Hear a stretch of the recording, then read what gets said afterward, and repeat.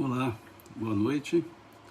Vamos dar sequência ao nosso estudo do Livro dos Espíritos, como sempre fazemos, ou como estamos fazendo nessa semana, todos os dias. Então sejam todos bem-vindos, sejam todas bem-vindas, para que nós sigamos com esse nosso estudo do Livro dos Espíritos. Na live passada, nós conversamos sobre a perturbação espiritual dentro do capítulo do retorno do espírito à vida espiritual extinta à vida corporal. Então falamos da perturbação espiritual, falamos de três questões em especial, do livro aqui do tópico perturbação espiritual, e fizemos uma leitura do comentário que Kardec fez dessa questão, ou desse aspecto da perturbação espiritual. E hoje nós vamos começar aqui a conversa do capítulo 4 da pluralidade das existências, ou, em outras palavras, sobre a reencarnação. Então, é o nosso tópico de estudo da noite de hoje, né? Hoje, dia 26 de novembro. E essa semana nós estamos fazendo como disse alguém aqui nos comentários outro dia, um intensivão, né? A Xiomara está me lembrando da água. Xiomara, não estou com a água aqui do lado, acabei me esquecendo de pegar a minha caneca de água. Hoje vai ser sem a água mesmo, minha voz está falhando, mas esqueci-me de trazer a caneca lá para fazer aqui o acompanhamento, então hoje vai sem água mesmo. Então vamos falar sobre esse assunto, né? A pluralidade das existências. As pessoas me perguntaram ao longo do dia sobre a live de ontem. Eu não consegui salvar a live de ontem, não consegui salvar a live de anteontem, e então as duas lives de anteontem e de ontem não estão postadas em nenhum dos canais, ou nenhum canal, em nenhuma das páginas, quer seja do YouTube, Facebook ou do Instagram. Então, não foi possível eu salvá-las. Não consegui salvá-las. Houve um problema aqui, não consegui, ok? Bom, vamos seguir então, né? Pluralidade das existências. E é um dos elementos fundamentais da doutrina espírita. É um dos chamados princípios fundamentais da doutrina espírita, a reencarnação. E nós veremos, ao longo do estudo, que, de fato, sem a ideia reencarnacionista, não há uma forma de enxergar a justiça de Deus. Sem a ideia reencarnacionista, a ideia unicista, essa ideia unicista, ela não coaduna com a justiça de Deus. Ela não se associa a uma lógica da justiça de Deus. Sem a ideia reencarnacionista, nós perceberemos que a vida passaria a ter um curso de injustiça. Porque pensemos um ponto, porque há pessoas que sofrem, há pessoas que vivem na miséria, e há pessoas na abastança, há pessoas somente em momentos de alegria. E aí podem dizer, mas isso é fruto da própria pessoa, do seu esforço, do seu trabalho? Tá, mas e no caso dos nascimentos? E no caso de pessoas que já nascem com problemas de saúde seríssimos, pessoas que nascem em perfeita saúde, pessoas que nascem no meio da abastança, pessoas que nascem no meio da miséria e estão nascendo. Não é fruto de um esforço durante a vida material, da vida corporal. Ah, mas é porque Deus está testando. Bom, dois aspectos. Se Deus está testando, se ele é justo, por que ele não testa a todas as pessoas? Por quê? Por que ele não testa a todos? Porque ele é justo. Não, mas aquele que foi testado vai ganhar, entre aspas, o céu. Mas na teoria do céu, aquela pessoa que teve uma vida tranquila e foi bondosa também ganhará. Então não há equidade. E um outro aspecto, Deus não precisa testar as pessoas.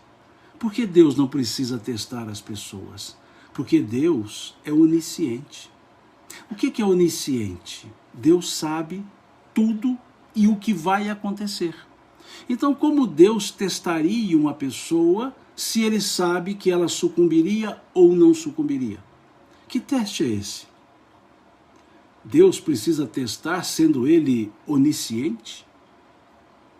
Não, mas esse teste é para a própria pessoa. Então voltamos à questão inicial. Por que não todas as pessoas? Porque só algumas. Percebamos então que não há espaço para a justiça de Deus sem a ideia reencarnacionista. Não há espaço para a bondade de Deus sem a ideia reencarnacionista. Não há. Porque senão Deus seria injusto, Deus faria testes, e um ser onisciente precisa testar, e mais,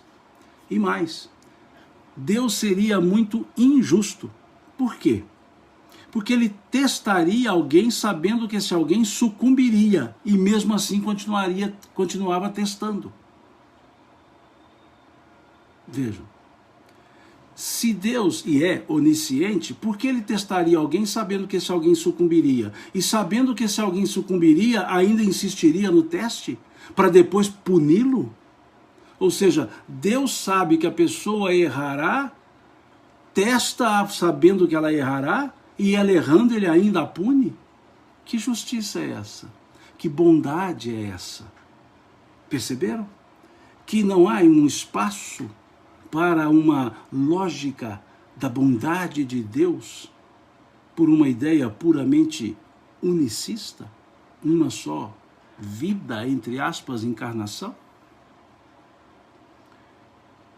E esse Deus estaria brincando? Brincando? Então, não é essa a lógica, não é essa a lógica de uma encarnação somente. Deus seria descuidado porque não percebeu que havia pessoas nascendo em situações difíceis e outras fáceis. Ou Deus seria injusto porque testaria umas e não outras. Ou Deus estaria brincando por testar as pessoas que ele sabia que não passariam no teste. Não há espaço. Não há espaço para esse tipo de pensamento. Não há. Então é isso, por isso que um dos princípios fundamentais da doutrina espírita é justamente a pluralidade das existências, ou em outras palavras, a reencarnação. Não é uma invenção espírita. Muitos dizem, mas isso não foi o espiritismo que criou? E não foi mesmo. O Espiritismo não pode criar aquilo que é a criação de Deus, aquilo que é da lei de Deus. Nós veremos quando olharmos a questão 171, por exemplo. O Espiritismo não pode criar aquilo que é da natureza. Então o Espiritismo não criou a reencarnação. O Espiritismo não criou a mediunidade, a evolução. Isso é da natureza. O Espiritismo estudou. Os espíritos trouxeram-nos ensinos que clarearam o entendimento sobre a ideia reencarnacionista. Só isso. Aprofundaram nesse estudo da reencarnação. Então, quando as pessoas tentam dizer, mas isso não é invenção espírita, não é mesmo. Não é mesmo. Né? É nesse sentido. É uma ideia milenar, e uma ideia falsa que dura milênios até agora. Que ideia falsa é essa que tem tanta solidez? Que ideia falsa é essa que tem tanta fundação, tanta base que dura até hoje? É uma ideia milenar. Que diferença há, então, entre aquilo que foi falado por povos do passado com o que a doutrina espírita traz? Sim, aí sim há algumas diferenças com relação ao entendimento, o aprofundamento e o principal, orientação dada pelos espíritos. Então, esse aspecto, essa ideia, por melhor dizendo, essa ideia milenar, pela sua conservação, pela continuidade da sua propagação, mostra-se embasada. Há os que negam, não há dúvida. Sim, há os que negam. Há espíritos que negam também, nós veremos isso aqui. Mas negar um fato não é torná-lo inexistente. Nós podemos negar a lei de gravidade. Podemos dizer que a lei de gravidade não existe, mas ela continuará existindo, porque ela existe. Podemos negar os movimentos de rotação e translação da Terra, mas eles continuarão existindo, porque são verdadeiros, são fatos. Pode-se negar, sim, mas a negação não é sinônimo de derrogação. Derrogou-se essa realidade, essa lei? Não. Então a reencarnação é uma lei natural, uma lei de Deus. Pode ser negada por muitos? Pode. Mas ela não deixará de existir, porque negaram. Os que negam dizendo não existe reencarnação, estão reencarnados e irão reencarnar. Negando, reencarnarão. Negando, reencarnarão. Então, é um ponto que não se fica debatendo.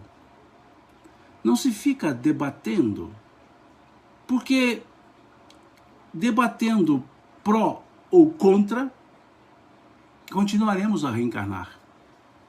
É um fato, é um fato. Então é esse sentido que os espíritos dão à reencarnação.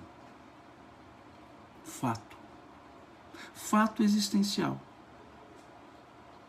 Só isso, um fato da existência. É uma realidade. Por isso, no curso da história, vários povos cultivaram a ideia. Mas dizem, mas é um povo antigo, tá. Só que a ideia continua. Então, é uma ideia que perdurou. E uma falsidade que perdura. Uma mentira que perdura. E que em todos os séculos e milênios se fala dela. Então aqui não vou fazer uma incursão antropológica, não vou fazer. Mas diversos povos trataram do aspecto da reencarnação.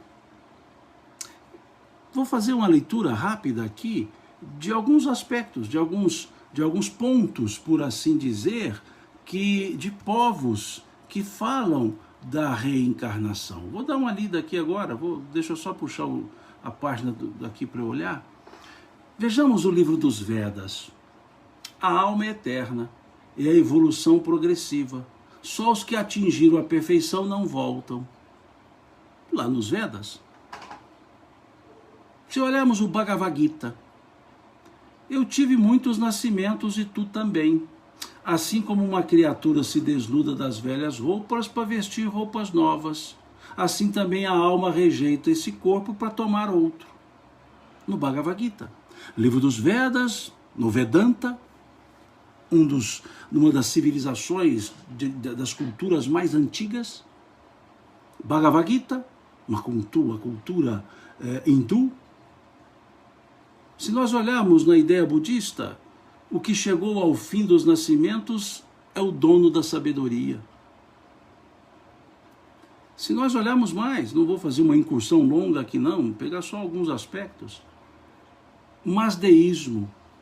Mazdeísmo é da Pérsia, Pérsia Aquemênida, doutrina de Mazda. Se alguém espia e não fez jus a isto nesta vida, o fez em vida anterior. Veja. Alguém citou aqui os druidas. Então temos lá nos druidas. As almas não perecem, passam de um corpo para outro e se completam no infinito. Os Hebreus, o livro da sabedoria, do Velho Testamento, capítulo 8, versículos 19 a 21. Antes, como era bom, vinha em corpo intacto. Veja que interessante. Antes, como era bom, vinha em corpo intacto. Livro da sabedoria, lá do Velho Testamento, capítulo 8, versículos 19, 21. Vamos olhar mais aqui um pouquinho. Profeta Jeremias, capítulo 1, versículo 5. Antes que te formasse no ventre, te conheci. Antes que te formasse no ventre, te conheci. Profeta Jeremias, capítulo 1, versículo 5. Antes que te formasse no ventre, eu te conheci. Evangelho de João, capítulo 9, versículos 1 e 3, ou 1 a 3. Versículos 1 a 3. Jesus, com seus discípulos, está passando e encontra um cego de nascença.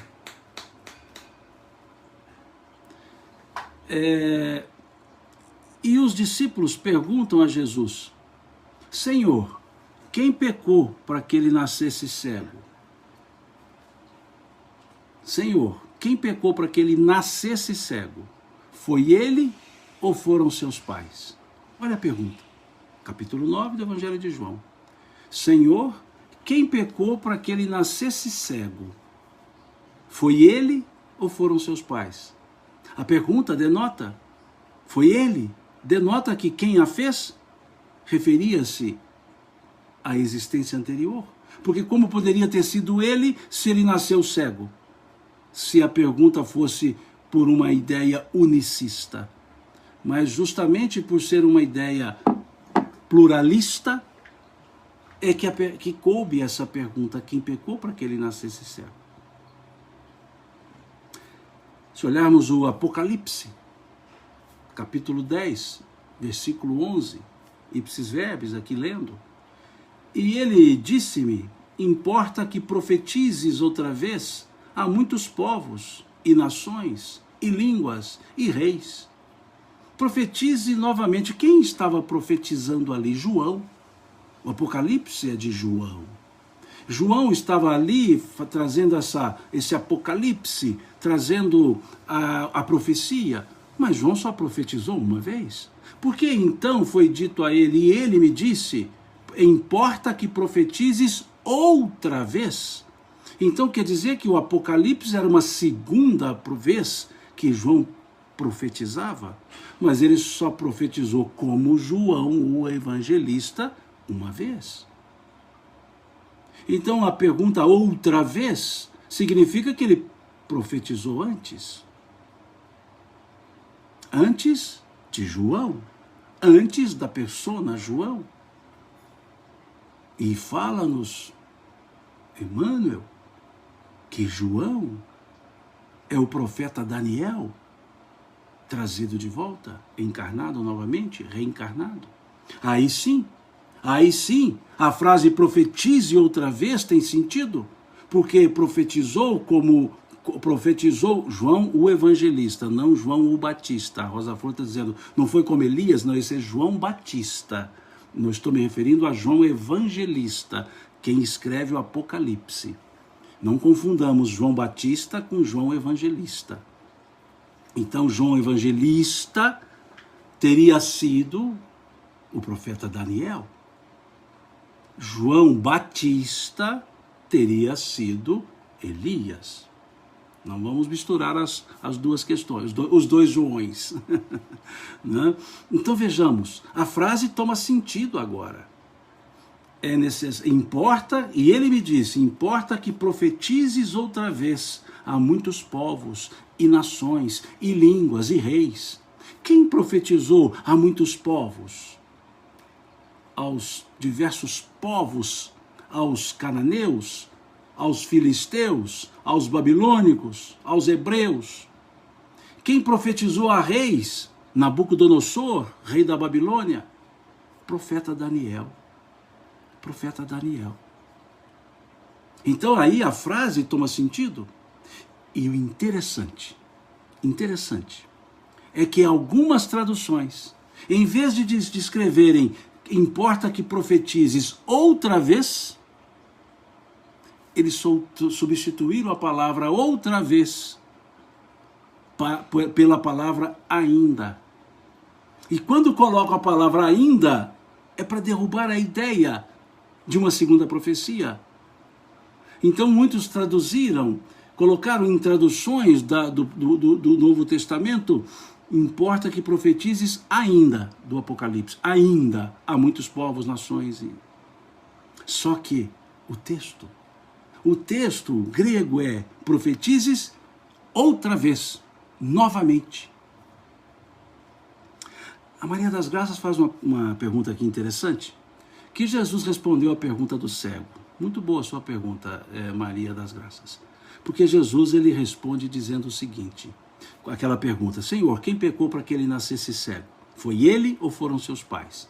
E Jesus respondeu, nem ele nem seus pais.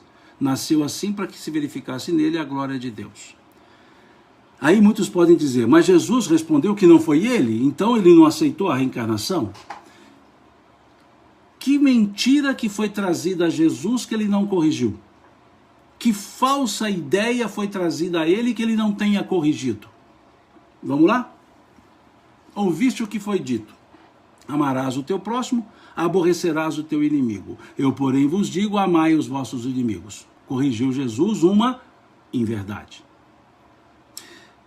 Acusaram os discípulos de comer sem lavar as mãos. Jesus foi dizer, o que importa não é o que entra pela boca, mas o que dela sai, pois a boca fala daquilo que o coração está cheio. Jesus corrigiu. Curou em dia de sábado, eles admoestaram Jesus, ele disse, o sábado foi feito por causa do homem, e não o homem por causa do sábado. Ele corrigiu. Quem pecou para que ele nascesse cego? Foi ele ou foram seus pais? Nem ele nem seus pais. Ele não corrigiu. Ele não disse assim, não é isso, não existe essa possibilidade de ter sido ele. Ora, ele nasceu assim, ele não corrigiu. Ele apenas disse, não é, nem ele nem seu pai. Quis dizer, olha, seus pais corrigindo porque Moisés, pelo Decálogo, capítulo 20 do Êxodo. Mas ele foi explicar que ele nasceu assim para dizer que ele não nasceu cego como expiação. Ele nasceu cego como uma opção. Não havia débito, mas nasceu por opção. Optou para isso demonstrar para Jesus, naquele que ele disse, para que verificasse nele a glória, agora a glória de Deus.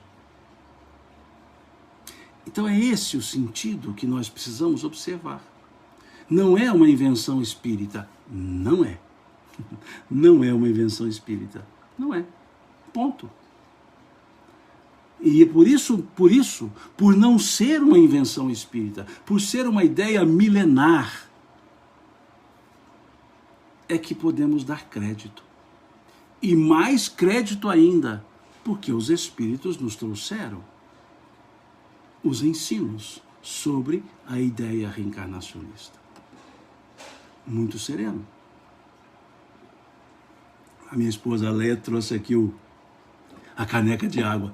Acho que ela ouviu dizendo que eu havia me esquecido de trazer a caneca, ela trouxe e me entregou aqui. É muito bom, porque faz falta, falar sem a água faz falta. Ainda bem que ela trouxe aqui para mim a caneca, que eu já estava assim preocupado. Falei, tem 27 minutos, ainda falta 33. Faltam 33, né? Bom, sigamos. Nesse sentido, então, esse capítulo 4,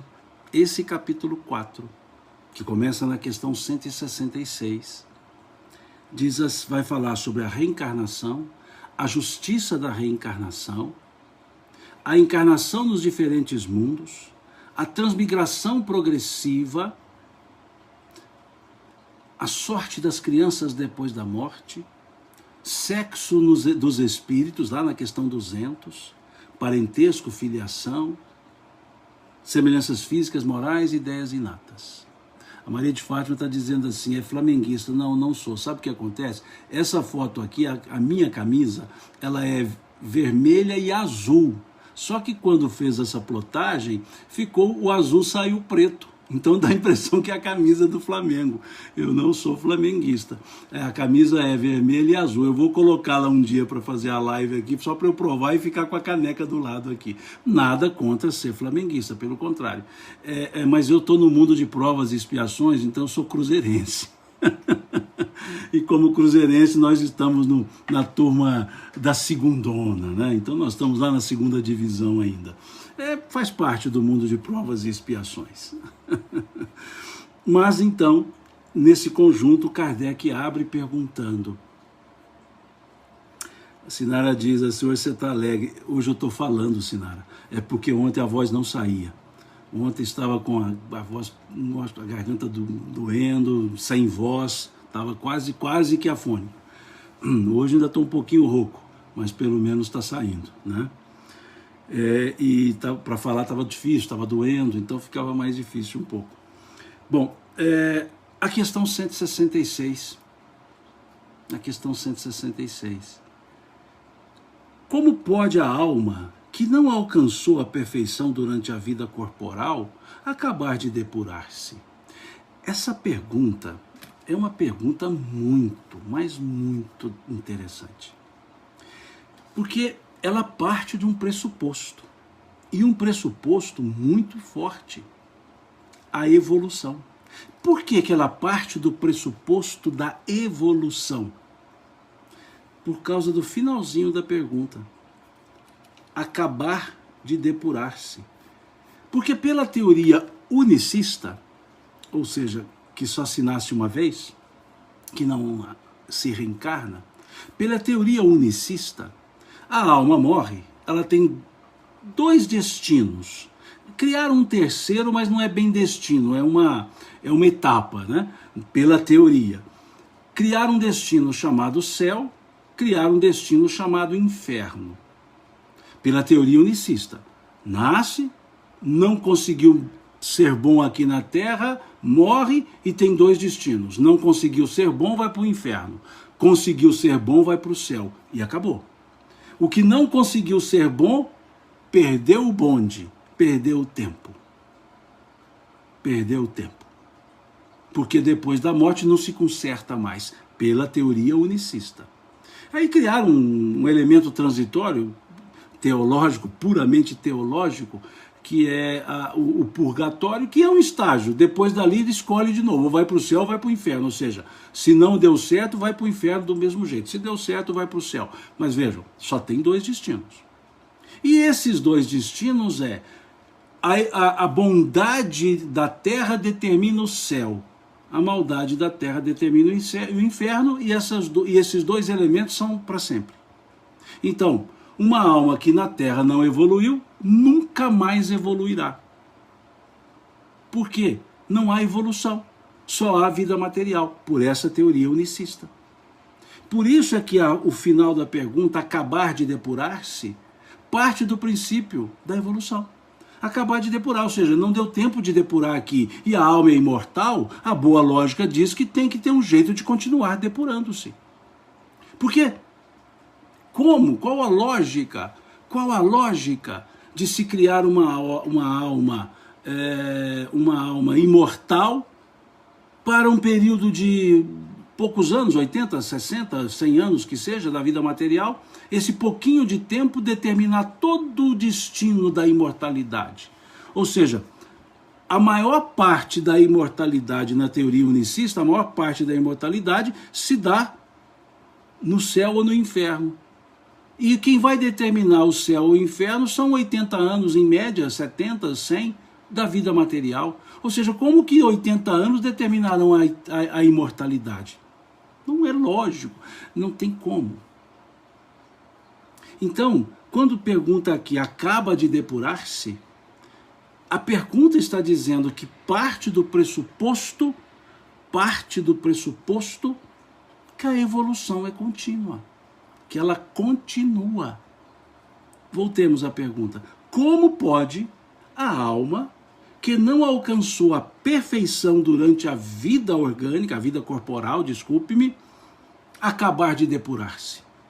Então a pergunta está partindo desse pressuposto: olha, vai acabar de depurar-se. Não tem lógica ser criado imortalmente e não ter a imortalidade para se depurar? Para que serve a imortalidade? Para uma pena eterna por causa de alguns anos de erro? A pena é maior do que o delito? Se até a lei humana trabalha com a proporcionalidade da pena, com a dosimetria da pena, e numa visão celeste, numa visão de Deus, isso não seria? Então, a pergunta ela elabora-se calçada na lógica da evolução. E olhemos a resposta. Vamos ver a pergunta. Como pode a alma que não alcançou a perfeição durante a vida corporal acabar de depurar-se? Olha que resposta mais serena. Sofrendo a prova de uma nova existência, ou seja, passando por uma prova de uma nova existência. Olha que resposta do tipo, nascendo de novo. Pronto. Uma pergunta tão bem elaborada, tão bem estruturada, tão bem fundamentada, vem uma resposta serena. Sofrendo aqui não é do verbo sofrer, penar, sofrer no sentido de passar por, né? Sofrendo a prova de uma nova existência. Ponto. Simples. Sofrendo a prova de uma nova existência. Então como que se evolui? Como que se depura? Sofrendo a prova de uma nova existência.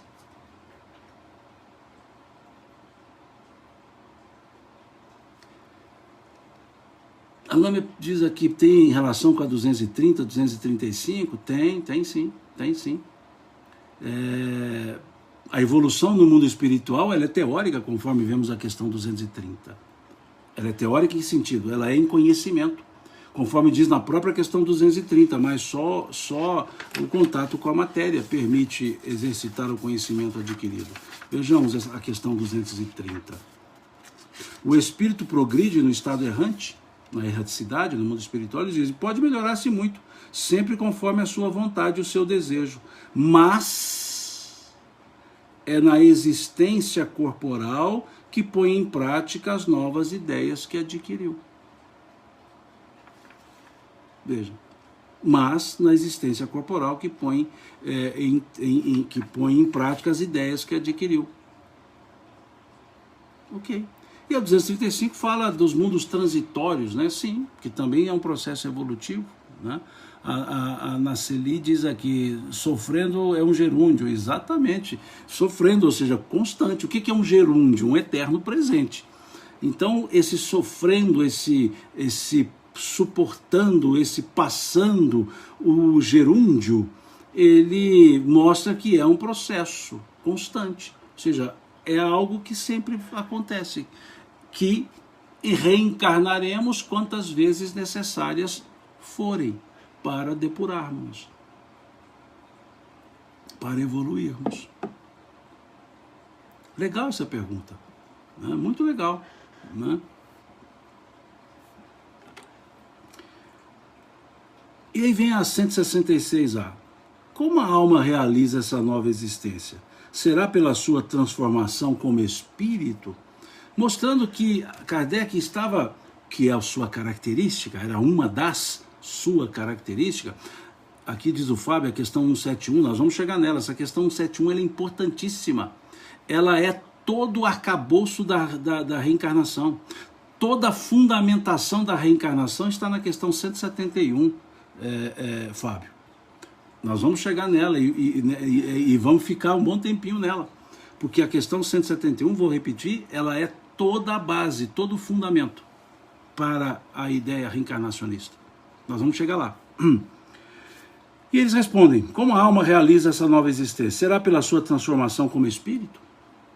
Eles respondem, a alma, ao depurar-se, sem dúvida, sofre uma transformação. Mas para isso necessita da prova da vida corporal. Então Kardec, que é uma característica dele, vai desdobrando as perguntas, ele diz, tá bom, entendi, uma transformação. Mas essa transformação é em espírito? Eles dizem, sim, não deixa de ser em espírito, porque é o espírito que se melhora, mas eles dizem aqui, mas para isso necessita da prova da vida corporal. Ou seja, é o que eu disse lá na questão, o que os espíritos disseram lá na questão 230. Tranquilo. E aí vem a 166b. A alma passa, portanto, por muitas existências corporais? Olha a partícula conclusiva. Portanto, como que duas respostas foram dadas, houve um entendimento, e aí faz uma pergunta com partícula conclusiva. A alma passa, portanto, por muitas existências corporais? Sim, respondem os espíritos. Olha agora, todos nós temos muitas existências corporais. Todos nós quem? Todos os espíritos. Por isso eles disseram todos nós. É o espírito dizendo, os espíritos dizendo, sim, todos nós. Ele poderia dizer, sim, todos vocês passam por muitas existências corporais. A Lilian Torres faz uma interessante pergunta aqui. Por que não podemos praticar as novas ideias no plano espiritual? Na vida material, Lilian, nós gozamos de uma liberdade que achamos que tudo começa no berço, termina no túmulo, e que a nossa vida não tem passado e pode ter futuro. E não tendo passado, a lembrança, eu terei como que uma ação livre e não uma ação vinculada. Porque se eu encarnasse e me lembrasse das encarnações anteriores e tudo mais, eu não agiria como se tivesse liberdade. Eu diria, não, eu sei que eu errei lá, eu cometi esse erro, então eu tenho que seguir essa lógica aqui, eu vou obedecer. Mas como eu acho que não, como eu acho que porque eu não me lembro, então eu passo a ter como que uma vida autônoma. E nessa vida autônoma é que eu acabo exercendo uma liberdade e posso não cumprir provas. Há sentimentos que nós só temos aqui na Terra, pelo esquecimento, inclusive. Esquecimento das encarnações anteriores, do plano espiritual. Um grande sentimento que nós temos aqui na Terra é o apego, que nós confundimos como amor. Aqui na Terra, um corpo procede de um corpo. Um espírito nunca procede de um espírito. Seja aqui na Terra, seja no mundo espiritual. Ele nunca procede de um espírito. Então aqui, por um corpo proceder do corpo, nós achamos que um filho é nosso. E um filho é dele mesmo. Ele é um espírito apartado de nós. E aí esse amor nosso vira apego, vira dependência. No mundo espiritual isso não existiria.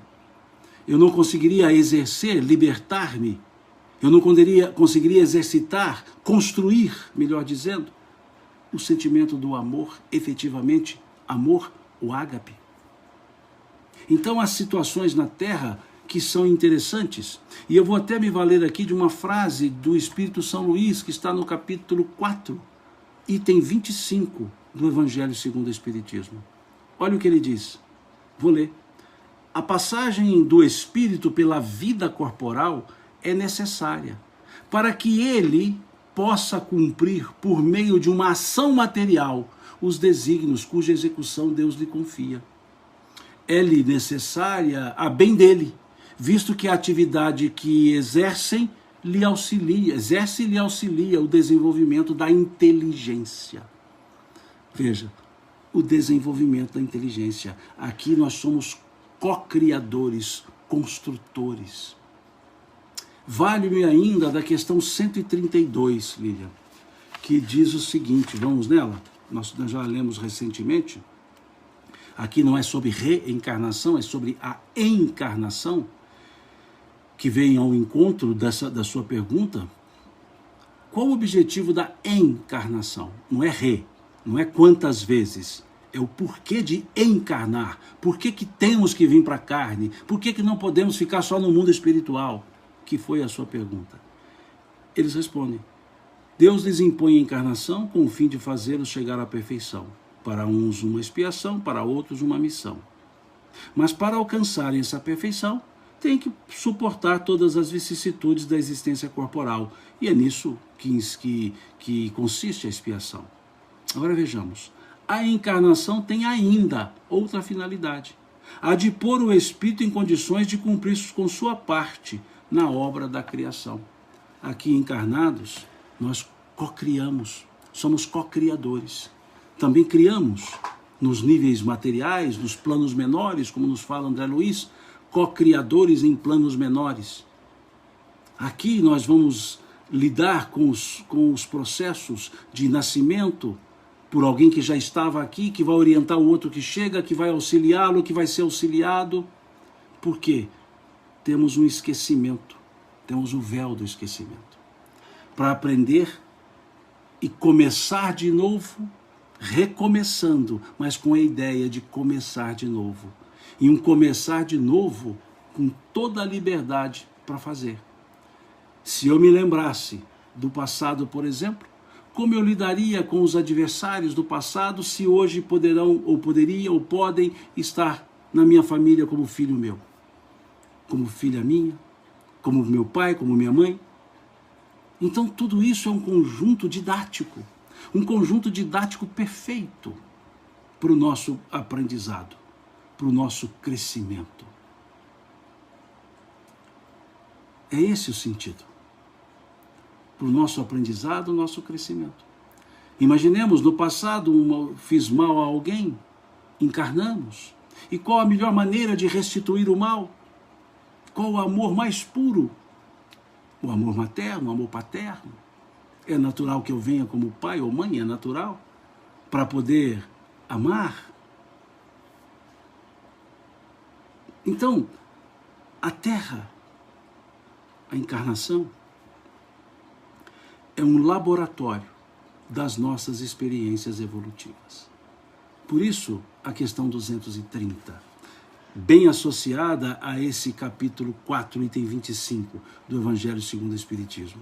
Por isso, lá, na ideia da questão 230, dizem os espíritos, quando perguntados se o espírito no estado errante progride, eles respondem, pode melhorar-se muito, sempre conforme a sua vontade e o seu desejo, mas é na existência corporal que põe em prática as novas ideias que adquiriu.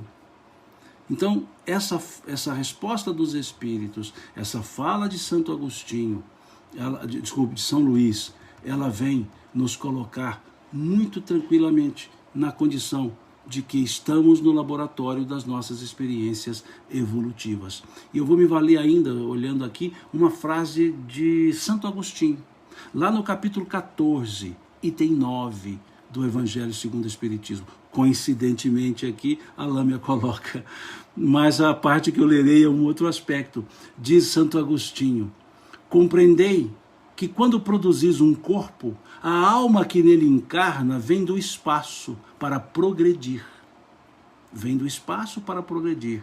Interai-vos dos vossos deveres e ponde todo o vosso amor em aproximar de Deus essa alma. Veja que interessante, aqui ele se refere à ideia dos filhos. A ideia dos filhos. Essa alma que vem, que ele diz aqui, que encarna, que vem do espaço. Quando produzis um corpo, a alma que nele encarna vem do espaço para progredir. E posso ainda me valer de uma frase do espírito Dona Teresa de Brito, pela psicografia de Raul Teixeira, no livro Vereda Familiar. Dona Teresa de Brito, ela diz assim: quando Deus vos confia uma alma que vem do invisível para os sagrados compromissos do lar, é porque ele sabe que no meio em que viveis, com os recursos parcos ou fartos de que dispondes, tereis condições de bem educá-la para a vida. Olha que frase belíssima de Dona Teresa de Brito, o Espírito, pela psicografia de Raul Teixeira, lá no livro Vereda Familiar. Quando Deus vos confia uma alma que vem do invisível para os sagrados compromissos do lar, é porque ele sabe que no meio em que viveis, com os recursos fartos ou parcos que dispondes, tereis condições de bem orientá-la para a vida. É esse o porquê de estarmos na Terra. E quantas vezes necessárias forem para que desenvolvamos esse aprendizado. E aí vem a questão 160b, então. A alma passa, portanto, por muitas existências corporais? Sim, todos nós temos muitas existências corporais. Os que dizem o contrário, olha os espíritos dizendo isso, os que dizem o contrário querem manter-vos na ignorância, em que eles próprios se encontram. Esse é o desejo deles.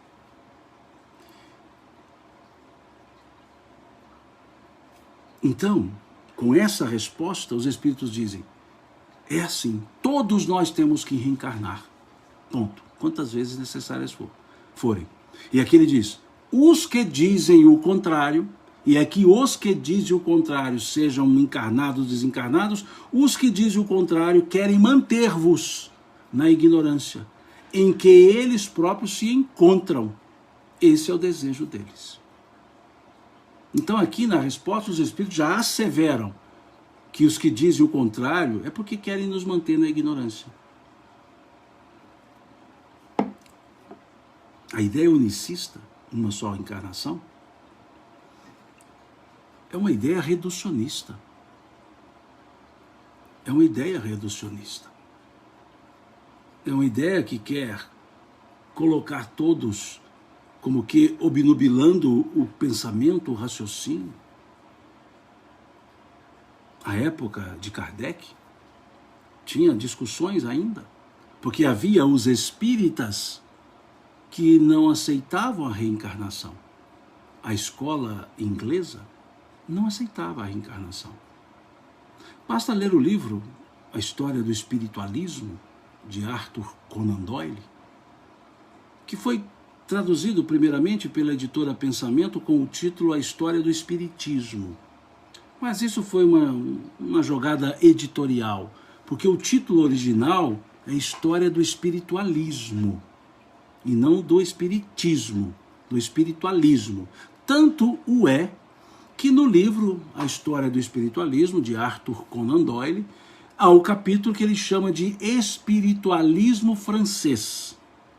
E diz assim, o espiritualismo na França, mais conhecido pelo nome de espiritismo. A editora Pensamento, quando assim editou como História do Espiritismo, a frase ficou sem sentido. Nesse capítulo do espiritualismo francês, que ele colocou como título, Espiritismo Francês.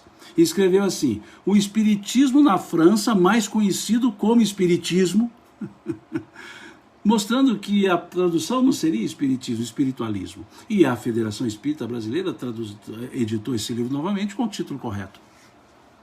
História do Espiritualismo. E lá, então, tem o capítulo do espiritualismo francês. E tem o capítulo do espiritualismo inglês. E ali, Arthur Conan Doyle coloca a refratariedade de muitos à ideia da reencarnação. Então, por isso que os espíritos aqui responderam isso. Essa resposta que eles deram aqui não foi de graça. Não foi de graça essa resposta. Ela foi uma resposta porque já havia a ideia corrente. Por isso eles dizerem, os que dizem o contrário querem manter-vos na ignorância, em que eles próprios se encontram. Por isso vem essa resposta. Daí é importante nós estudarmos não só o fato, mas o entorno, né? Entender por que vem uma frase dessa. Aparentemente é deslocada. Veja, a alma passa, portanto, por muitas experiências corporais? Sim, todos nós temos muitas existências corporais. Poderia ter parado aqui? Poderia ter parado aqui. Mas eles não pararam. Aí trouxeram uma segunda frase que aparentemente é deslocada. Não é deslocada. No contexto do momento da resposta, havia a discussão, havia o debate. Os espiritistas que entendiam a reencarnação como verdade, os espiritistas que entendiam de maneira diferente. Então não é espiritismo francês, espiritualismo francês, é o espiritismo. E o espiritismo tem a reencarnação como um fundamento. Ponto. Agora, espiritualistas de diversas outras escolas do pensamento espiritualista podem não aceitar a ideia reencarnacionista.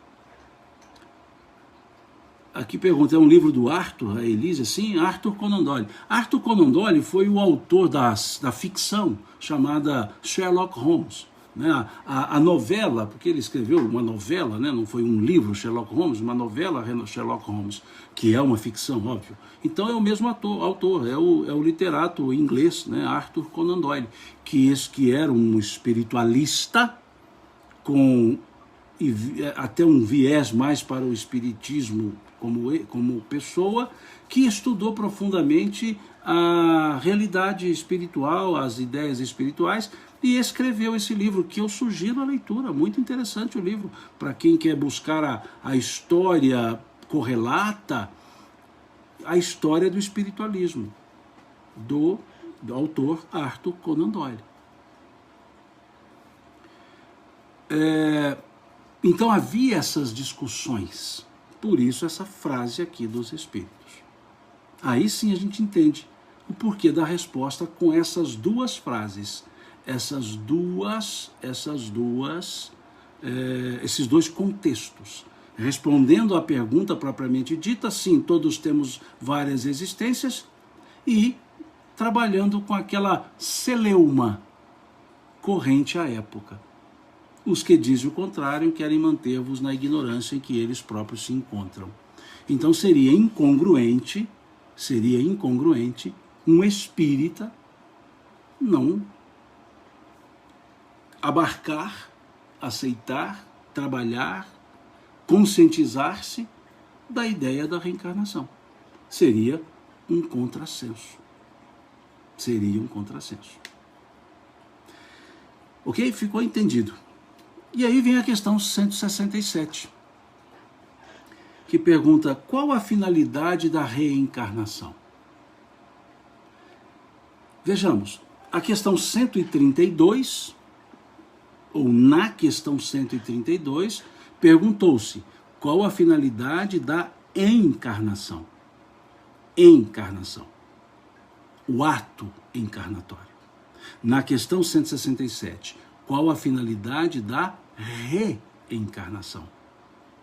Na 132 não é pergunta quantitativa. Não é quantitativa na 132. É essência. A 167 é quantitativa, reencarnação, mais de uma encarnação. A Jane pergunta aqui, Simão, é verdade que foi retirada da Bíblia a palavra reencarnação? Jane, esse é verdade, eu diria que é um pouco reducionista. Não, sim, porque até o Concílio de Constantinopla tinha a palavra reencarnação.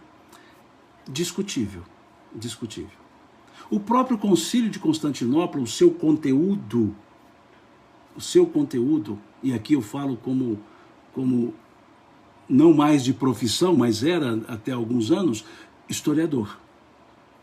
Esse Concílio de Constantinopla, o conteúdo dele trazido, da história de Teodósia, é discutível.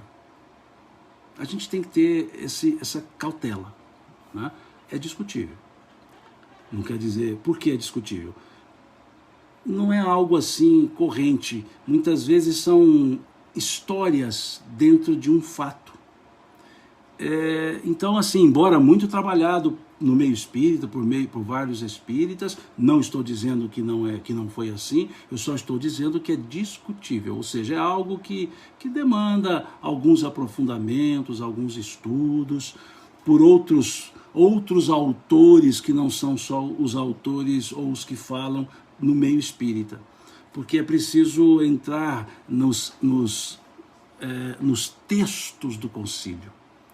E aí vem o detalhe: esses textos do concílio não são todos eles assim, não estão todos eles existindo mais.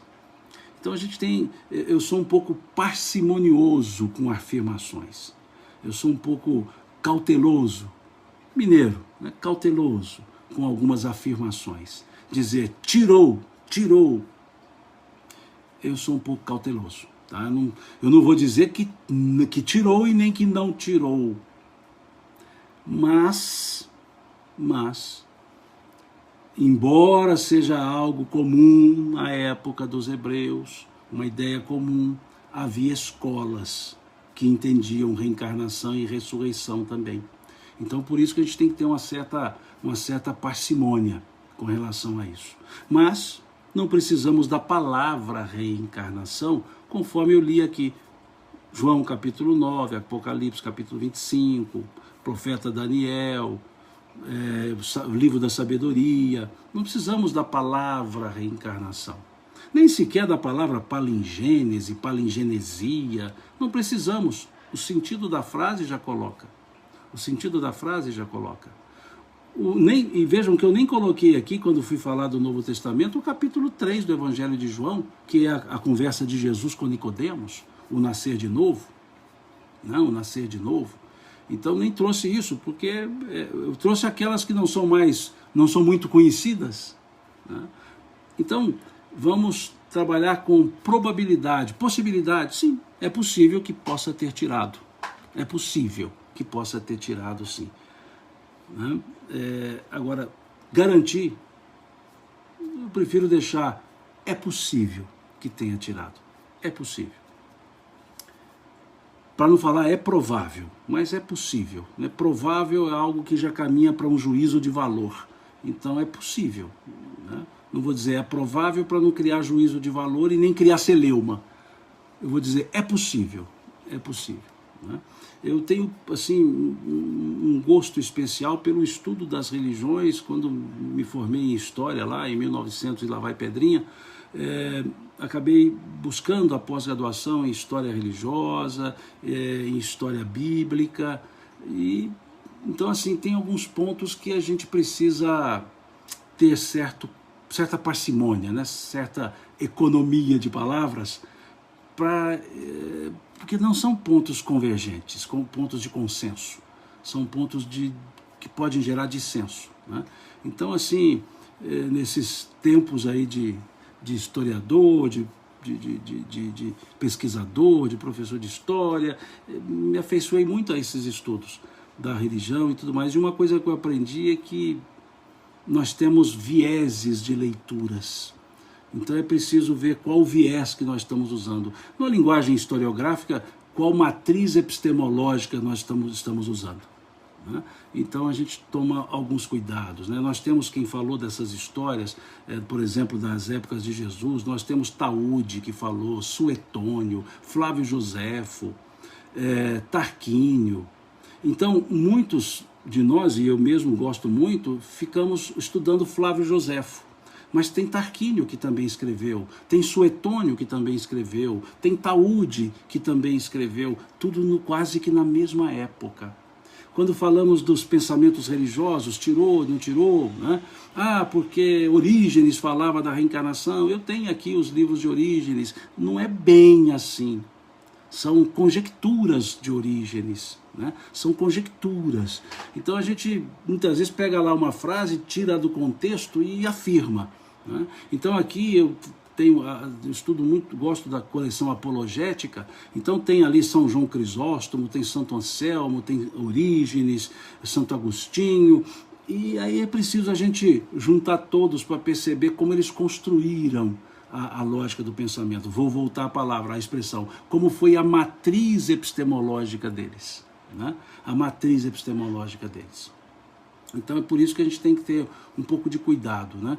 Eu falo que em historiografia a gente tem verdades sendo renovadas quase que todo século, né? Nós temos até as escolas, né? As escolas do pensamento histórico, né?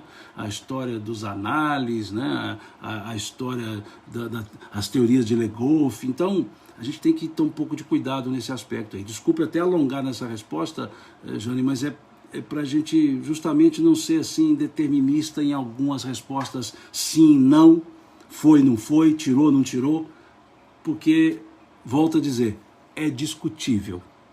Não quer dizer contestável, não, discutível. O que é discutível? Pode se colocar na mesa para observar prismas, matrizes um pouco diferentes, tá bom? Bom, eu vou voltar na próxima live à questão 167, né? Eu só li aqui, não conseguimos, então já demos os nossos 60 minutos, que a gente sempre tenta respeitar esses 60 minutos. Na live de amanhã, a gente trabalha essa questão 167. Amanhã eu tenho uma outra live às 20 horas, né? Como até alguém colocou aqui com os amigos, né? A convite do Campetti, do Geraldo Campetti, com Cosme Massi. Na verdade, eu não vou dizer que eu tenho uma live, eu vou ficar calado, porque Cosme Massi e Geraldo Campetti, eles sabem muito. Então ali eu vou mais perguntar, ficar quieto ali aprendendo. Então eu vou dizer uma live que eu vou participar dela, vamos dizer assim, às 8 horas. Então eu creio que ela termine às 21 horas. Então pode ser que a nossa live de amanhã não seja 21, pode ser que seja 21h15. Então, se 21 horas eu ainda não entrar aqui na live, é porque eu ainda estou saindo da outra, né, que é das 20 às 21. Então, saindo da outra, eu entro nessa. Então, creio que talvez 21h15, por aí. Aí a gente segue a partir da questão 167, ok? Essa semana nós fizemos um intensivão, né, como alguém disse aqui. Desde segunda estamos estudando o Livro dos Espíritos. Normalmente esse estudo são às quartas-feiras, às 20 horas, e aos domingos, às 10 horas. Mas essa semana nós fizemos esse intensivão, né? E amanhã então às 21 e alguma coisa, às 21h10, 21h15, porque dependerá do término da live anterior, né, que eu já lá com o Campetti, com o Geraldo e com o Massi, né? Então, muito obrigado a vocês pela paciência aqui de ficar esses dias todos, e hoje inclusive. Jane, desculpe eu não te dar essa resposta cabal, né? Sim ou não, mas eu sinceramente não gosto de dar essa resposta para esse assunto, principalmente, então me desculpe. E na próxima, amanhã, se Deus quiser, né, a gente volta. Estou dando a minha mineirada aqui, se Deus quiser, a gente volta às 21 e alguma coisa para seguir com esse estudo, ok? Mais uma vez, muito obrigado, boa noite para todos vocês, o pessoal aqui do Facebook, o pessoal do Instagram, boa noite a todos vocês, durmam com Deus, como dizemos aqui em Minas, né? Durma com Deus, então durmam com Deus, Deus abençoe, bons sonos, bons sonhos, né? E se Deus quiser, amanhã a gente se reencontra. Até lá. E vou ver se hoje eu consigo salvar, porque ontem eu não consegui salvar. Até mais.